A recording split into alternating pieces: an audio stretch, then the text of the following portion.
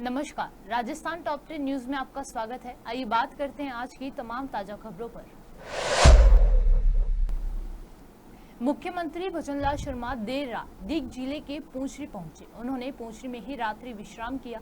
उसके बाद शनिवार सुबह पूंचरी स्थित श्रीनाथ जी मंदिर में सीएम शर्मा ने अभिषेक किया। साथ ही यहां गिरिराज जी पर भी दुग्ध अभिषेक किया। मुख्यमंत्री भजनलाल शर्मा शुक्रवार देर रात को सड़क मार्ग से दीग जिले पूंचरी का लोटा पहुंचे थे। कोटा में आज सुबह एक मालगाड़ी में अचानक आग लग गई। आग लगने की सूचना मिलने के बाद रेल प्रशासन हरकत में आ गया। यह हादसा कोटा रेल मंडल की झालावाड़ रोड स्टेशन पर आज सुबह हुआ। मालगाड़ी पर आग की लपटें इतनी तेज हो गईं कि ऊपर से बिजली के तार जलकर टूट गए। राजस्थान में साल 2021 में हुए सब इंस्पेक्टर भर्ती परीक्षा में जमकर धांधली हुई थी। इसका पेपर भी लीक हुआ था। अब सरकार के निर्देश पर पुलिस इस मामले में आरोपियों को गिरफ्तार कर रही है। इसी कड़ी में शुक्रवार को जोधपुर रेंज की साइक्लोनर टीम में बड़ी कामयाबी मिली। टीम ने सीकर से आईएएस पेपर लीक केस में एक मास्टरमाइंड पौरव कालेर को गिरफ्तार किया है। पौरव कालेर 50,000 का इनामी था। सलमान खान को मारने की कोशिश के एक और प्लान को पुलिस ने विफल कर दिया है। इस मामले में नवी मुंबई की पनवेल पुलिस ने 4 लोगों को अरेस्ट किया है। पुलिस का दावा है कि ये लोग लॉरेंस बिश्नोई गैंग से थे और उन्होंने पनवेल में सलमान खान की गाड़ी पर हमले का प्लान किया था। सूत्रों के मुताबिक इसके लिए पाकिस्तान के एक हथियार सप्लायर से हथियार मांगने की योजना थी। राजस्थान के बाड़मेर में बीते बुधवार को कारागार में कैदी जय सिंह की मौत के बाद हुए बवाल के चलते सरकार ने विधायक रविंद्र सिंह भाटी की मांगे मान ली। इसके बाद रविंद्र सिंह भाटी शुक्रवार को जिला अस्पताल में चिकन पॉक्स के पीड़ित कैदियों से मुलाकात करने पहुंचे, जहां भाटी को देखकर कैदियों की आंखें नम हो। पूर्व मुख्यमंत्री अशोक गहलोत द्वारा कांग्रेस छोड़कर गए नेताओं पर किए गए तीखे बयान के जवाब में भाजपा के प्रदेश अध्यक्ष सीपी जोशी ने पलटवार करते हुए कहा कि आगामी जालोर लोकसभा चुनाव का परिणाम ही स्पष्ट करेगा कि कौन नकारा और निकम्मा है। उन्होंने कहा कि पूर्व मुख्यमंत्री अशोक गहलोत द्वारा कांग्रेस छोड़ने वाले नेताओं को निकम्मा और नकारा कहना उनके अहंकार को दर्शाता है। उनके अलावा सभी उनको नकारा और निकम्मे दिखते हैं, वही योग्य दिखाई देते हैं अपने आप को। और उस योग्यता की दूसरी बार परख जालोर और सिरोही में होने वाली है। उसका नतीजा भी 4 जून को आने वाला है। कांग्रेस कह रही है कि हमारी जो स्कीमें थी वो अब प्रदेश सरकार बंद कर रही है, और कांग्रेस को बताना चाहिए कि उनकी कौन सी स्कीम थी और कौन सी बंद हो गई। आपने 5 वर्ष तक राजस्थान में दोहन किया सत्ता का, शोषण किया जनता का। अगर आपने वास्तव में राजस्थान की भलाई के लिए काम किया होता तो राजस्थान बिजली में आत्मनिर्भर होता। आपने वास्तव में जनता के भले के लिए सोचा होता तो ERCP जमीन पर होती। आपने वास्तव में जनता के लिए सोचा होता तो यमुना जल समझौते पर आप हस्ताक्षर करा लेते। मैं आप ही से पूछता हूं कि आप अपने प्लॉट के अलावा पड़ोस के प्लॉट का भी नक्शा पास करा लोगे क्या? तो ERCP पे आपका मध्य प्रदेश के साथ समझौता नहीं है और आप कह रहे हो कि हमने ERCP सैंक्शन कर दी, बजट में ले आए। किस प्रकार से 5 वर्ष तक जनता को गुमराह किया और उसका परिणाम आज राजस्थान भुगत रहा है। लेकिन मैं यशस्वी मुख्यमंत्री माननीय भजनलाल जी का आभार प्रकट करता हूं कि उन्होंने पहले 100 दिन में भारत सरकार के सहयोग से, मोदी सरकार के सहयोग से मध्य प्रदेश के साथ की भी समझौता हुआ और उस योजना को आगे बढ़ाया। यमुना जल समझौता जिसकी कल्पना नहीं की थी, उस काम को भी अमली जामा पहनाया। बिजली के मामले में जब जब भी कांग्रेस की सरकार आई, आप देखिए किस प्रकार का समझौता किया कि हम हर महीने इस राज्य को बिजली देंगे। बिजली के क्या हालात खड़े कर दी, कौन जिम्मेदार है उसका। लेकिन हम आज राजस्थान की जनता से वादा करते हैं कि माननीय मुख्यमंत्री जी के नेतृत्व में जिस प्रकार से वो काम कर रहे हैं, जिस प्रकार से बिजली का समझौता किया है, आने वाले समय में राजस्थान बिजली के मामले में 100% आत्मनिर्भर होगा, ये जनता से वादा उन्होंने किया है। क्या ये काम पहले नहीं हो सकता था क्या? लेकिन सिर्फ और सिर्फ सत्ता का दोहन किया और उसी का परिणाम है ये।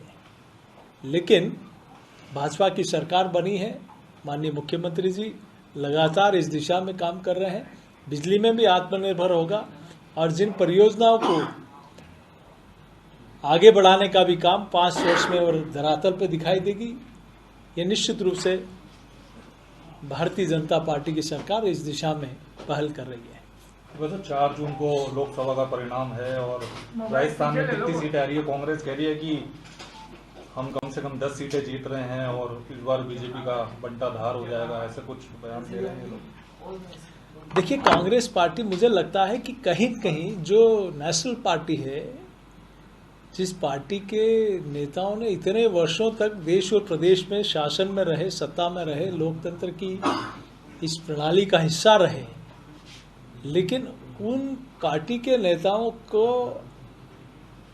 शब्दों का इस्तेमाल जिस प्रकार से हो रहा है, मुझे लगता है कि वो क्षेत्रीय पार्टियों के नेताओं से भी बदतर है। क्षेत्रीय पार्टियां भी कम से कम ठीक से अपनी भाषा का इस्तेमाल करती है, लेकिन वो तो उससे कहा कि भाजपा आएगी तो ये कर देगी, हम ऐसा कर देंगे, बंटाढार हो जाएगा। बड़ी विचित्र बात है। राजस्थान की जनता के आशीर्वाद से फिर से उस परंपरा का आगे बढ़ाने का काम राजस्थान की जनता के आशीर्वाद से होगा। भाजपा की प्रचंड जीत होगी। इन्होंने विधानसभा चुनाव में भी कहा था कि हम 156 से ज्यादा सीटें जीतेंगे। क्या हुआ? राजस्थान की जनता ने जवाब दिया और अब भी राजस्थान की जनता का विश्वास भाजपा पर है, मोदी जी के ऊपर है। इन्होंने कई तरह के झूठी बातें कही, लोगों को गुमराह करने का प्रयास किया, अलग अलग तरीके से गुमराह करने का प्रयास किया, लेकिन 4 जून को इनको जवाब मिलेगा। वैसे हर बार ये गोविंद सिंह डोटासरा जो अध्यक्ष कांग्रेस के, पर्ची की सरकार हर बार बयान में स्टार्टिंग से पर्ची की सरकार का बयान देते हैं। क्या है, क्या कहना चाहेंगे? मैं तो डोटासरा जी को फिर से मुख्यमंत्री जी का वो कार्यक्रम और भाषण याद दिलाता हूँ। मुझे लगता है कि इस प्रकार के रिएक्शन के बाद तो कोई शर्म से ही इस प्रकार की बात नहीं करे, अपना मुंह नहीं दिखाए। कि जहां शिक्षकों के सम्मेलन में शिक्षक कुर्सी पर उछल उछल कर कहे कि भ्रष्टाचार चरम पर है, बिना भ्रष्टाचार के कोई काम ट्रांसफर नहीं हो रहा है, उसके बाद तो मेरे ख्याल से उस बयान को फिर से देखना चाहिए उनको, और उनको बोलने से पहले आकलन करना चाहिए कि आपकी सरकार में क्या हुआ था। वो चिट फंड की सरकार थी, लेकिन ये सरकार भय मुक्त, भ्रष्टाचार मुक्त, अपराध मुक्त राजस्थान की ओर माननीय मुख्यमंत्री जी के नेतृत्व में काम हो रहा है। इनको तकलीफ इस बात की हो रही है कि पेपर लीक करने वाले लोग कैसे जेल के अंदर जा रहे हैं। इनको तकलीफ इस बात की हो रही है कि अपराध करने वाले लोग जेल में कैसे जा रहे हैं। इनको तकलीफ इस बात की हो रही है कि जिन प्रकार के माफियाओं को इन्होंने पनपाया है उन पर प्रहार कैसे हो रहा है। इनको तकलीफ इस बात की हो रही है कि जल जीवन मिशन में जिस प्रकार का भ्रष्टाचार हुआ है उस पर प्रहार कैसे हो रहा है। तो छटपटाहट होना स्वाभाविक है। सर, आपके जल संसाधन मंत्री हैं, उनके बयान आपने सुने होंगे, व्यवस्था करने में कहीं ना कहीं फेल नजर आए, और जल है तो कल की तर्ज पर सीएम ने मोर्चा संभाला है। किस तरह से मंत्रियों को आप देखते हो? देखिए, माननीय मुख्यमंत्री जी और पूरा मंत्रिमंडल बहुत मुस्तैदी से राजस्थान की जनता को अपना परिवार मानकर जवाबदेही से उस काम को कर रहे हैं, और लगातार मॉनिटरिंग करके, लगातार जिलों से, जिलाधिकारियों से और वहाँ की स्थिति का आकलन करके व्यवस्था को सुचारू करने का काम कर रहे हैं। निश्चित रूप से राजस्थान की जनता के प्रति जवाबदेही सरकार है और वो अपने दायित्व का अच्छे से निर्वहन कर रहे हैं। 2 दिन बहुत से धन्यवाद। सकारात्मक बैठक होगी, उस बैठक में क्या कुछ रहने वाला है? नहीं, बैठ के लगातार हमारी चूंकि मतगणना होनी है तो उसकी तैयारी को लेकर चर्चा होनी है और इसी को लेकर राजस्थान ने खाद्य पदार्थों में मिलावट रोकने के लिए एनफोर्समेंट सैंपल लेने में देश में प्रथम स्थान प्राप्त किया है।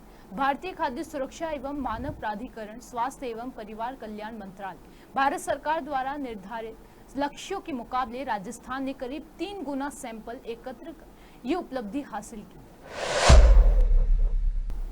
राजस्थान पुलिस सब इंस्पेक्टर भर्ती परीक्षा 2021 का पेपर लीक करने वाले मास्टरमाइंड पौरव कालेर को आखिरकार पुलिस ने दबोच लिया है। पुलिस ने ऑपरेशन पताका में बड़ी कार्यवाही करते हुए कालेर को पकड़ा है। कालेर पर पुलिस ने 50,000 रुपए का इनाम घोषित कर रखा था। जोधपुर पुलिस रेंज की टीम ने उससे शुक्रवार को गिरफ्तार किया है। उससे पूछताछ की जा रही है। कालेर को आज कोर्ट में पेश किया जाएगा। वहीं भरतपुर पुलिस ने एक बड़ी पहल की। राजस्थान के लोगों को भयंकर गर्मी से अब राहत मिल सकती है। मौसम विभाग के अनुसार आने वाले दिनों में कुछ हिस्सों में बारिश हो सकती है, जिससे तापमान 1 से 3 डिग्री दर्ज हो सकती है। मौसम में बदलाव होने से लोगों को भीषण गर्मी और हीट वेव से राहत मिलने की संभावना है। वहीं मौसम विभाग का कहना है कि 2 जून तक एक नए पश्चिमी विक्षोभ के सक्रिय हो सकता है, जिससे जयपुर, भरतपुर और बीकानेर के कुछ इलाकों में बादल गर्जन, आंधी तूफान के साथ तेज हवाएं चल सकती हैं। साथ ही यहां पर बारिश होने की भी संभावना है। एक आगजनी हुई आज भिवाड़ी में, इसके बारे में थोड़ी जानकारी। आज दिन में हमारे को कंट्रोल रूम के माध्यम से सूचना मिली कि सेंट गोविंद के पास में एक कंपनी है आयोनेक्स, जिसमें हाइड्रोजन गैस का वो प्लांट है, उसमें आग लग गई है। इस सूचना पे मैं स्वयं हमारी SHO और टीम के साथ में पहुँचे और हमने फायर ब्रिगेड को सूचना करी है और हमने प्रयास करके और करीब 8-10 फायर ब्रिगेड को बुलाया और लगातार पानी का छिड़काव किया, जिससे आग पे काबू पा लिया गया है। सर, आग का कोई कारण हो? आग का कारण अभी स्पष्ट नज़र नहीं आया है और उसके लिए जांच की जाएगी, लेकिन आग पे काबू पा लिया गया है और किसी प्रकार का नुकसान नहीं हुआ, जनहानि नहीं हुई। Thank you. राजस्थान के लोगों को भयंकर गर्मी से अब राहत मिल सकती है। मौसम विभाग के अनुसार आने वाले दिनों में कुछ हिस्सों में बारिश हो सकती है, जिससे तापमान में 1 से 3 डिग्री सेल्सियस दर्ज हो सकता है। मौसम में बदलाव होने से लोगों को भीषण गर्मी और हीट वेव से राहत मिलने की संभावना है। वहीं मौसम विभाग का कहना है कि 2 जून तक एक नए पश्चिमी विक्षोभ के सक्रिय हो सकता है, जिससे जयपुर, भरतपुर और बीकानेर के कुछ इलाकों में बादल गर्जन, आंधी तूफान के साथ तेज हवाएं चल सकती हैं। साथ ही यहाँ पर बारिश होने की भी संभावना है। राजस्थान टॉप 10 न्यूज में आज के लिए सिर्फ इतना ही। देखते रहिए पॉपुलर टीवी। धन्यवाद।